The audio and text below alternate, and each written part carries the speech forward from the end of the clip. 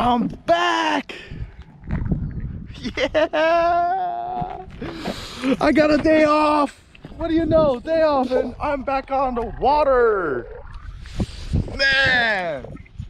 I'm back at the water and we got a tournament next week with From the Depths crew, and we got our schedule posted up on Western Bass and we're now officially a group.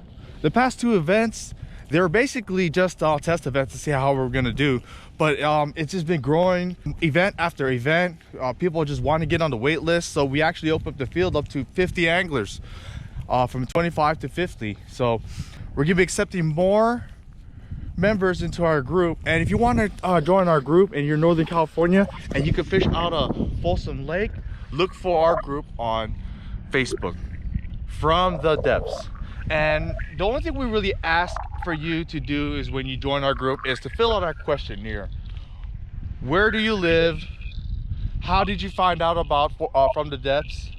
And can you travel to Folsom Lake for events?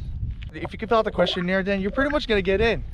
And basically, if your profile doesn't have any fishing pictures, we're not gonna accept you, because we really want serious people to be joining our group. And we're also trying to filter out all the shill accounts, because you know, some people just want to join groups for the hell and just like StarCraft, right? Or I don't know, for whatever reason. But we're just trying to filter out our groups and have a quality based members group. But I'm out here and my native is kind of dirty because I haven't really cleaned it from Clear Lake. I actually have to wipe it down because in Clear Lake, dude, it was grimy. But man, my boat's just looking sick. I'm also kind of sad that my boat's not going to be exclusive anymore, because in 2020, Native has released this color as a production model. So it's going to be called the Gray Goose. And Native is also releasing a new boat, which is called the Native Slayer Max. It's a kind of between a Slayer and a tie-in, but it's still a Slayer. I'm gonna go ahead and post up the specs over here, right there. And the boat is really cool. It has a lot of feedback from my teammates from Native, and it's going to be a boat that's really designed to be fully customizable. We got a custom hatch in front to put your battery in. It's divided. It's got the square back. It's a little bit narrower than the tie-in, but it's really built for speed, and I think it's gonna be a big hit. For me, am I gonna upgrade to it? No. I love my tie-in, and my tie-in it's fit for me. If I was gonna go into the spend more time in the ocean, then that's a boat I'm actually gonna go ahead and use. But for now, my Native Titan 12 is the perfect boat for me. But I'm out here, finally get back out here, and I'm gonna go ahead and just stand over here and practice, because we got our tournament popping off next week over here at Folsom Lake, From the Depths, and the field's about to open up, and it's gonna be the start of our season.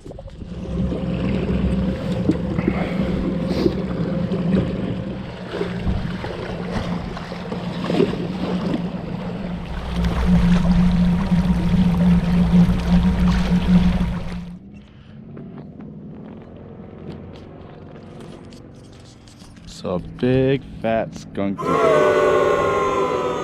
I'm gonna make something out of this trip right now, and we're gonna go ahead and talk about my boat build. Titan 12.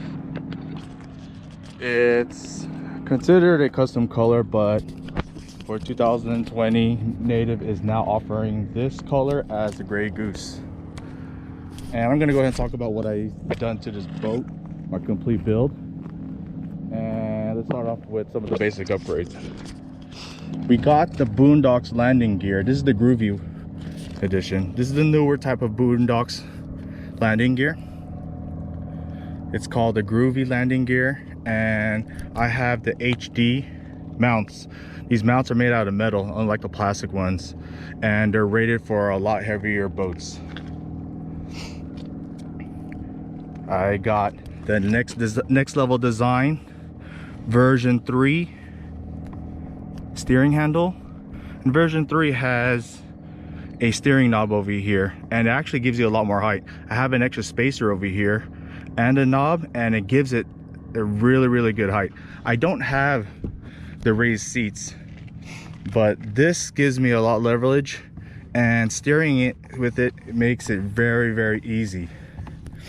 My fish finder is an HDS Live 7 with the Burley Pro visor, and the visor, it does help with the sun depending on what angle the sun is, but for the most part it really does protect the screen from any accidental impacts, especially when this is glass. Kind of easy to knock on this glass if you're having some weights or casting, but I usually cast on my right. My propel drive has upgraded pedals and a weed guard. The new propel drives already have the upgraded pedals and a built-in weed guard, so going into 2020 these features are already added.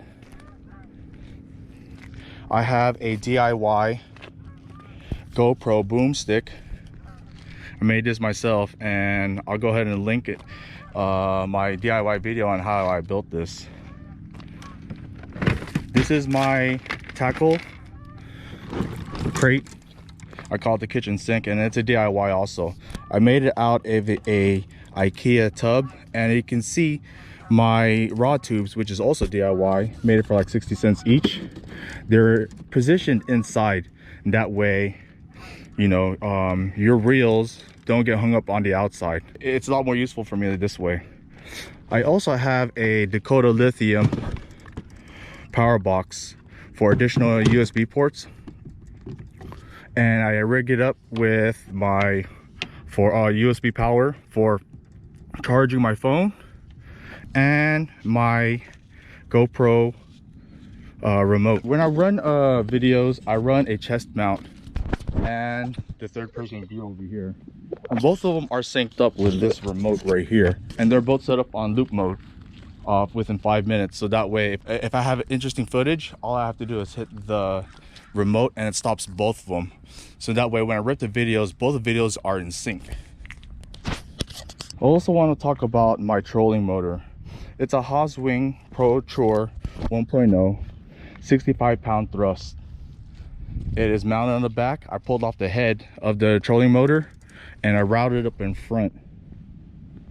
The head unit of this Hoswing is already a PWM, which means it's digital, and I can throttle control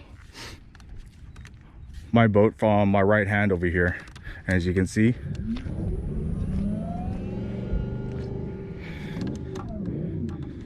It works really well for me. The trolling motor is mounted by a slipstream mount. It's one of the first generation ones.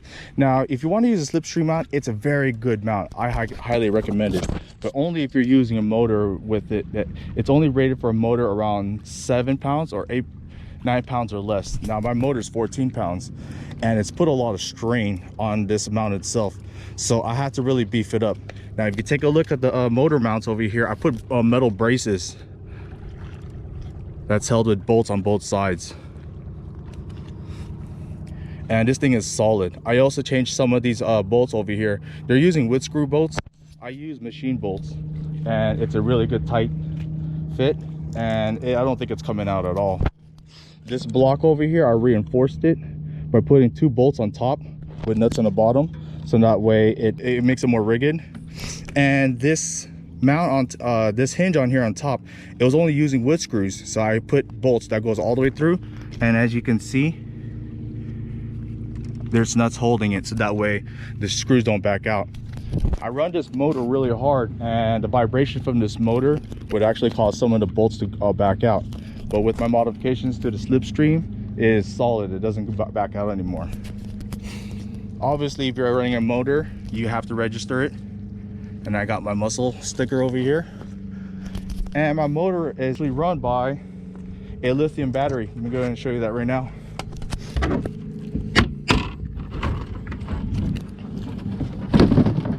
This is my motor over here. Now, safety first. When I was first running my motor, I was running it really hard. I was mothershipping other people with me when I was going on big runs. Now that put a lot of strain on the motor itself, and this wire got really hot to a point where it actually burnt this out over here. You can see the burn mark. Now to prevent that from happening, I put a circuit breaker over here, a 50 amp circuit breaker here. So that way, if I'm running my motor hard, this circuit breaker will trip first. So that way it won't cause any fires. And this is how I deploy my trolling motor. I use a pulley system over here. And at first, pulling up my motor was really hard. It was heavy. So my solution was to put a pulley right here, and that cut down my pulling power, my deployment weight by half. I use a ball mount over here, and to make it easy, I use a graphite ring over here so I can easily deploy my motor and aiming effortlessly.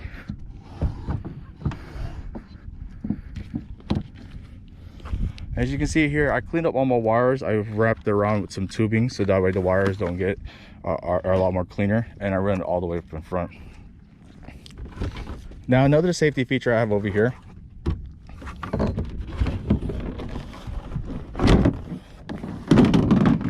is I have a kill switch. This right here is a cable that I run into one of the power cables over here, and I hook it onto my pants or on my shoe when I'm going on long runs. Now, what if I'm making a run and I fall off my boat and my boat just keeps on going? I'm going to be stranded in the middle of the water, right? Well, with this right here, I tie it to my shoe or my pants, and if I fall off my boat, it kills the motor. Right here, I put a magnetic strip over here to keep my tackle out the way, and very useful, especially with these lines over here. You can put the hooks right on top of it like that, and it doesn't go anywhere. Let's talk about the steering. The steering system is really beefed up. The steering on the native tie-in, you don't have to modify, but if you do modify, you're going to weaken up the whole system. So the first upgrade with a tie-in that people like to do is the rudder, and I have a BooneDOX rudder over here. Now if you're going to upgrade the rudder, you have to upgrade the cables, otherwise they're old cables with a lot of wear on it and it would cause it to fail. So I'm using a Burley Pro steering upgrade, and it uses a Spectraline cable. Now the cable is attached to the next level design handle over here. Now with the rudder being upgraded, the cables being upgraded, the weakest link was the steering handle, and I bent out my steering handle because it was plastic and it failed on me.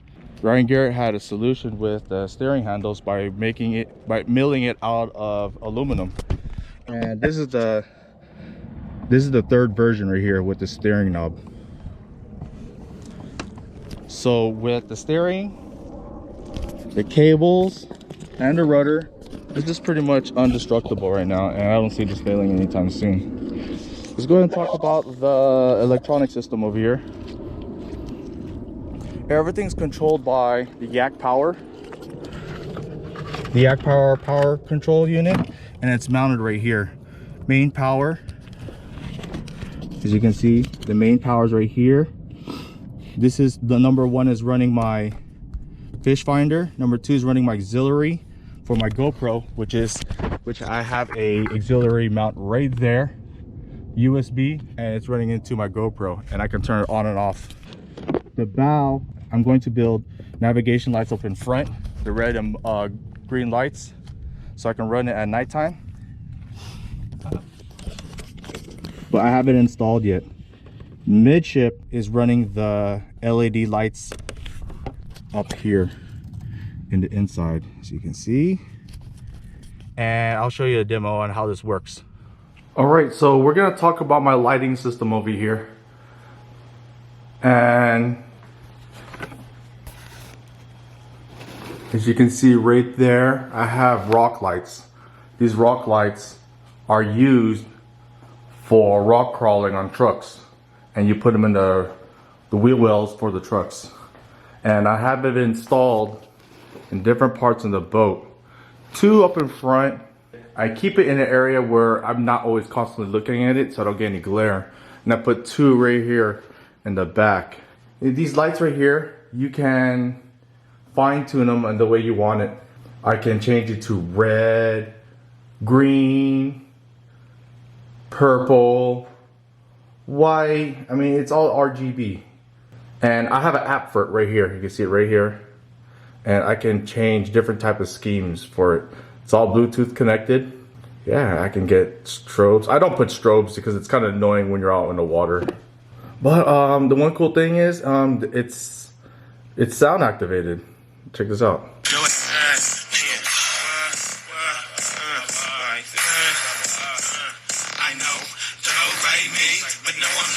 I don't want to play the whole song or otherwise I'm going to get a strike for copyright. But yeah, this is my light setup. Also, go ahead and set up a link on where to get this light kit right here.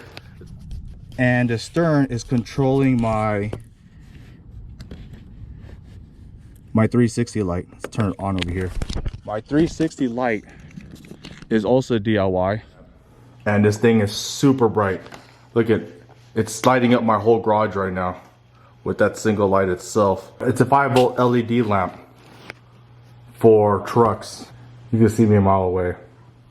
Made this myself, and you can see the line over here. The power is run to the back with another auxiliary in the back over here. And if I'm not using this, I can disconnect it over here, take out my 360 light, and then break it down. Now I made this for like less than 30 bucks. And I put it over here inside. My power source is a 12-volt 170 amp lithium battery by Dakota Lithium. Now this power unit over right here, I can run my boat for 4 days straight. Now when I do some of these tournaments, sometimes they're 2-day tournaments, and I'll pre-fish for 2 days. And the last tournament I ran this, pretty much stretching it out with all its power, was at Clear Lake. 4 days. 4 days on a full charge, and I ran it hard. It powered my whole system, my fish finder, my GoPro, my 360 light, and by the end of the 4th day I ran out of power without a single charge. I do bring a charger, but I'm really confident that I have enough power. But yeah, this is my... Let's go ahead and close this up over here. I haul my boat right here with a Red 1 aluminum billet handle over here, and this has been working really well for me. This handle here, the orientation, it really sucks, and it's not comfortable when you lift it. So with this itself, I can pull up my boat with 2 hands with ease. I have a Yak Attack mount over here that I put my fishnet, and this fishnet's been going strong for me for almost 2 years already, and it's from Bass Pro Shop. I also haul my boat with a BooneDOX T-bone. This is the Groovy one. Now, why do I use this here? Well, you know, when I'm kind of driving fast, especially in these windy roads, my boat does sway a little bit. But when I had this installed and my boat secured down, it's really smooth and I don't have to worry about my boat swaying. But yeah, that's my system over here. I love my boat. I mean, it's built for me. And I get a lot of questions. Are you going to upgrade to the Slayer Max? And the answer is no, because this boat works for me. It's super stable, and I don't feel the need that I need to upgrade. So in a nutshell, this is my boat over here, fully rigged. The system is complete. I don't have anything else that I'm going to do to it. I love it. It's mine. And if you ever see me out on a tournament, want to go ahead and check out my boat, come see me, and I'll give you a quick tour.